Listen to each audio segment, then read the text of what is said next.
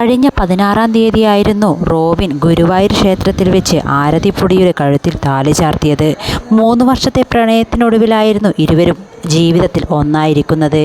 ഇപ്പോഴിതാ സോഷ്യൽ മീഡിയയിലൂടെ ഇരുവരുടെയും വിവാഹശേഷമുള്ള ഒരു വീഡിയോ ആണ് വൈറലായിക്കൊണ്ടിരിക്കുന്നത്.